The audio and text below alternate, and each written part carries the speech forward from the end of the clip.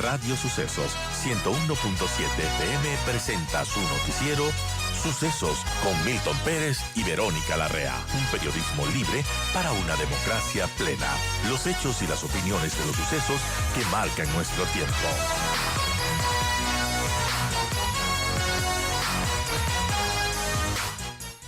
Vamos a dar inicio a nuestra jornada de entrevistas en este viernes, el 16 de febrero del 2024. Saludamos a través de la vía virtual a la directora ejecutiva del Comité Empresarial Ecuatoriano, Gabriela Uquillas. Gabriela, muy buenos días, gracias la oportunidad. Vamos a tocar algunos temas, entre ellos este importante lanzamiento del Código de Integridad en la lucha contra la corrupción. Es un evento que tuvo lugar el día de ayer, protagonizado justamente por el Comité Empresarial Ecuatoriano. Pero antes, algunas precisiones. Al parecer se estaría superando esta pugna entre Ecuador y Rusia que ha devenido en sanciones de orden comercial. Se ha tenido información de que Rusia está paulatinamente dando paso a las ventas de banano especialmente, que fueron canceladas abruptamente ya hace unos 15 días como represalia a las entregas de material considerado como chatarra por parte del Ecuador a los Estados Unidos. En este criterio, obviamente, disentía la Federación Rusa, puesto que se trataba de material bélico que podía todavía tener ciertos años de vida. Entonces, ¿qué certidumbre tenemos de que se está superando la crisis comercial, Gabriela? Buenos días. Muy buenos días, siempre Radio Sucesos un gran anfitrión y siempre nuestro canal para hacer la voz. Así que muy agradecida. Un saludo a todos los que nos ven y nos escuchan esta mañana y a ti especialmente por darnos esta oportunidad. A ver, las exportaciones para el Ecuador son fundamentales. Recordemos que buena parte de nuestros recursos provienen de esas ventas que hacemos de productos que son de gran calidad y que son altamente apreciados a nivel mundial. Rusia es un gran mercado y un mercado muy importante para las exportaciones ecuatorianas y eso tenemos que tenerlo muy en cuenta. Y cuando vemos particularmente el tema de banano, entendemos que Rusia es uno de los principales mercados del banano ecuatoriano y lo ha sido tradicionalmente.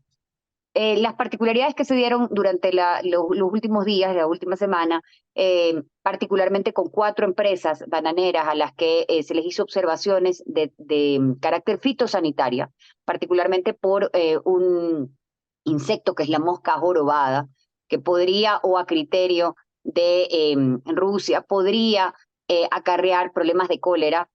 Ha sido bastante grave para nuestro país. Tengamos en cuenta que estas empresas representan un número importante de ventas y la alerta no solamente era por esas empresas, sino qué va a pasar con otras y si esto podría llegar a afectar al origen del producto en general.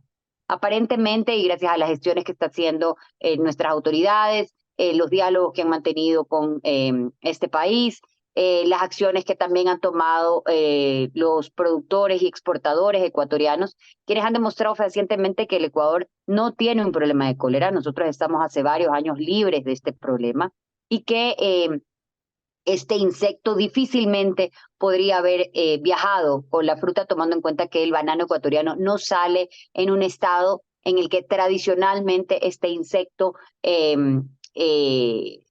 afecta. Porque el banano para salir hasta Rusia sale en un estado de maduración verde, es decir, la fruta sale en un proceso que no debería o que no creeríamos que debería tener inconvenientes con esta mosca. Vemos con muy buenos ojos que cualquier avance en este sentido, en algún momento se habló no solamente de banano, sino también que esto podía afectar a los claveles ecuatorianos, a las flores, y las alertas sumamente altas porque el Ecuador no puede darse el lujo de perder mercados de exportación o pensar que es sencillo buscar otros. Cada mercado que tenemos no solamente hay que conservarlo, sino que hay que potencializarlo y el caso de Rusia no puede ser diferente y es muy importante para nuestra economía. Veamos qué es lo que sucede en los próximos días. Vamos a un tema más macro. Hasta la semana pasada, exactamente hasta hace 7 días antes del feriado largo, había pues una serie de comentarios de los empresarios con respecto a al menú que la Asamblea Nacional había escogido para tratar de superar el desfinanciamiento económico. El presidente de la República, recordemos, hace más de un mes planteó un proyecto de elevación del IVA, pero en la Asamblea Nacional se propusieron 4 o 5 medidas más, entre ellas medidas que afectaban a los empresarios y a la banca. Bueno, esto ya ha pasado por el Ministerio de la Ley. En 30 días, pues en el registro oficial se va a inscribir el IVA, el incremento del IVA y además estas contribuciones a los sectores empresariales.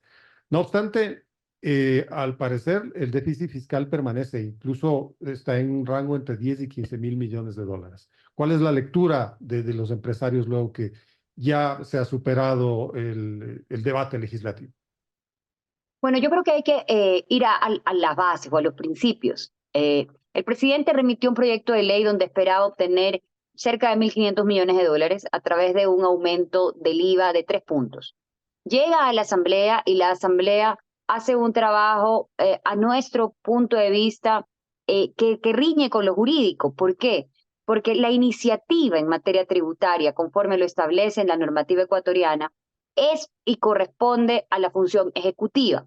¿Quién es la función ejecutiva? El presidente de la República. Entonces, el hecho de que la Asamblea, de manera creativa, haya incluido nuevos impuestos o haya intentado reemplazar en su momento la propuesta del presidente por otro tipo de impuestos que afectaban a otros sectores y de otra naturaleza, creemos que riñe con lo estrictamente legal. Y aquí recordemos algo que el Comité Empresarial menciona constantemente, y es la necesidad de proteger nuestra seguridad jurídica.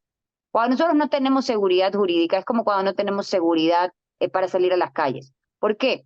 Porque los inversionistas, los empresarios, las personas que quieren generar progreso y producción en el país, ven el país como poco confiable. ¿Y por qué poco confiable? Porque las reglas del juego van cambiando. Y yo siempre pongo este ejemplo, no sé si ya lo hemos comentado aquí en Radio Sucesos, pero lo repito si es que ha sido así. Y es que cuando usted y yo nos ponemos a jugar un partido de cartas, un partido de fútbol, entramos a cualquier tipo de dinámica en la que intervienen varios actores y uno le va a ganar al otro, lo que uno quiere es las reglas del juego claro. ¿Cuándo es gol? ¿Cuándo es fuera? ¿Cuándo es penal? ¿Cuándo es tiro libre? ¿Cuándo perdí o cuándo gané? Eso es lo que todos queremos saber en el marco de nuestras acciones, porque esa seguridad jurídica nos permite planificar. Cuando este tipo de cosas se dan en el país, lamentablemente el mensaje que se envía interna y externamente es negativo. Así que bueno, esta ensalada que ha terminado saliendo, que primero podría representar mucho más en dinero o en ingresos de lo que el gobierno nacional esperaba. Pero no mucho, ¿no? Porque si es que había una previsión de 1.300 millones de dólares con el simple aumento del IVA, todas estas contribuciones al parecer suman máximo unos 2.000 millones. Pero el déficit está ahí, entre 10.000 y 15.000 millones.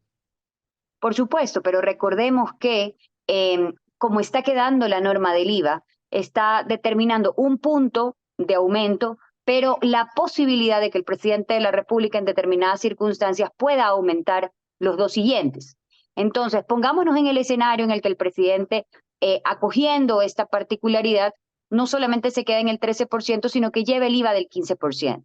Si a esto le sumamos el aporte que se le ha pedido a los ingresos extraordinarios, a la banca, el ISD y una serie de factores adicionales que salieron por parte de la Asamblea Nacional, entonces estamos hablando de un monto mucho más alto, que es real, no va a llevarnos a superar la brecha fiscal, eso es real, pero cuidado, el remedio es peor que la enfermedad.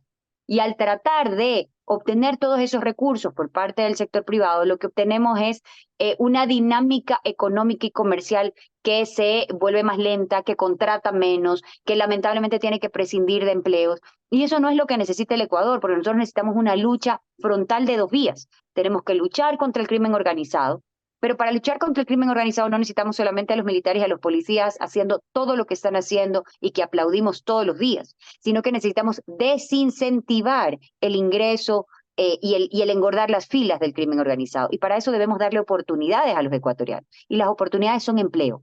Entonces aquí no podemos darnos el lujo de perder un solo empleo. Y a mí y al sector productivo le preocupa que cuando vemos todas estas medidas que atacan al sector privado, los diferentes elementos o eslabones del sector privado, lo que podría estarse poniendo en riesgo es la producción y el empleo. Y eso nos preocupa mucho. El empresariado ha sido tocado sin duda en esta ley con una contribución que ha sido delimitada. Repito, entrará en vigencia en las 3 semanas, pero también fue tocado en los otros 2 proyectos urgentes, en la ley de competencia energética y en la reforma tributaria del mes de diciembre. He escuchado a algunos empresarios y dirigentes de cámara señalar, ok, muy bien, este es nuestro aporte, pero ¿y el Estado qué? ¿Dónde está el control del gasto público? ¿Dónde está la reducción del Estado? ¿Dónde están estas 19 empresas que dicen que se van a fusionar? Y sobre todo, ¿dónde está pues, el control y la focalización de los subsidios de los combustibles? Se ha dicho pues, que va desde abril, pero no se tienen mayores detalles. Efectivamente, aquí el esfuerzo lo tenemos que poner todos, porque al país lo tenemos que sacar adelante todos. Y si hoy se le está pidiendo un aporte no solamente al empresariado, a la ciudadanía, porque recordemos que el IVA lo paga el consumidor final, es decir, cada quien que vaya a la tienda a comprar un producto que está grabado con IVA, que no tiene el privilegio del IVA cero, va a tener que pagar un IVA que hoy podría verse aumentado, hoy se va a ver aumentado. Entonces, la ciudadanía va a verse afectada. Con las otras contribuciones, el empresariado o el sector productivo se va a ver afectado. Tenemos afectación a la banca. Entonces, son todos los sectores los que, de una u otra forma, privados, van a ser obligados a colaborar en este sentido. Pero el Estado tiene una misión muy grande, porque si estos recursos no son utilizados de manera óptima, lo que estamos una vez más es poniendo recursos en un saco roto. Y eso no es lo que quiere absolutamente nadie. Entonces el Estado tiene que entrar primero en un trabajo sumamente dinámico y un esfuerzo gigantesco por promover la competitividad nacional. Aquí nos estamos abriendo al mundo con acuerdos comerciales, estamos hablando de zonas francas, estamos hablando de una serie de elementos, pero si dentro del país no somos competitivos, ninguna de esas estrategias va a ser positiva. Y la agenda de competitividad es una deuda histórica que tiene el gobierno o los gobiernos con el país. Por otro lado, tenemos un Estado obeso, inmenso, pero no es tan fácil como decir voy a recortar 10 funcionarios en esta cartera de Estado y voy a recortar 50 en esta secretaría y 20 en esta institución. Hay que ver qué es lo que se le ha dispuesto a las instituciones a hacer y hay que disminuir la carga de gestión. Porque no solamente es que estamos inflados de personal, estamos inflados de tramitología. En algún momento un gremio hablaba de la tramitomanía, y es que aquí tenemos un trámite y un proceso hasta para que nos digan que no hay que hacer el proceso. Entonces, hay que hacer un estudio muy, muy consciente y muy detallado de qué es lo que el Estado puede dejar de hacer e incluso pensar en algunas actividades que podría hacer el privado en lugar del sector público. Hay que trabajar en eficiencia, hay que trabajar en una dinámica bastante más de un trabajo mancomunado o conjunto entre el sector público y el sector privado, que involucra a la academia, que involucra a todos los sectores sociales. Aquí nadie va a salir adelante con el esfuerzo de uno. Aquí tenemos que sumar el esfuerzo todos. En este marco, ¿en qué consiste esta propuesta de código de integridad en la lucha contra la corrupción que ha sido planteado por el Comité Empresarial Ecuatoriano? ¿Cómo empata con la realidad, con la coyuntura? Bueno, la realidad es que si vemos las últimas hechos del Ecuador, no tenemos que remontarnos mucho más a la historia, tenemos que irnos a los últimos acontecimientos tan sonados en nuestro país. Tenemos que tener claro que tenemos una crisis de valores, una crisis en cuanto a la realización de acciones. Más de una ocasión, muchos de nosotros habremos escuchado la tolerancia a la corrupción, la tolerancia al abuso, la tolerancia a lo incorrecto, y la realidad es que esos son factores intolerables. Entonces nosotros desde el sector productivo creemos que la lucha contra la corrupción, la lucha contra los abusos, la lucha contra lo incorrecto es una lucha de todos. Y es precisamente lo que internamente también hemos trabajado. Nosotros identificamos que si bien muchas empresas, que si bien muchos sectores tienen su código de ética de integridad, los gremios productivos, algunos los tenían y otros no. Y como comité empresarial, como gremio de gremios, como el paraguas que cubre 150 gremios empresariales a nivel nacional, era indispensable tener unas reglas de juego muy claras. que nos permitan ser parte de los que actúan correctamente en la sociedad, independientemente de nuestro factor interno, que es el primero que nos debe llevar a actuar de manera correcta. Nunca está de más tener lineamientos por escrito que nos permitan, frente a la duda, no salirnos del camino correcto. Y eso es precisamente lo que se lanzó el día de ayer, en un acto simbólico, en un acto de mucha envergadura, porque participaron muchísimos gremios y gestionaron este compromiso de cumplir esto que hoy plasmamos en papel, pero que debe estar en nuestra conciencia y en la conciencia de todos los ciudadanos en el día a día, actuar de manera correcta, seguir una línea recta para ser ejemplo en una sociedad que lamentablemente destaca una crisis de valores. Y quizá, sobre todo a la hora de pedirle cuentas al Estado, ¿no? Que en el tema de transparencia deja mucho que desear y ha dejado mucho que desear en los últimos años. Absolutamente, la transparencia tiene que ser una máxima, porque cuando actuamos conforme a principios no nos equivocamos.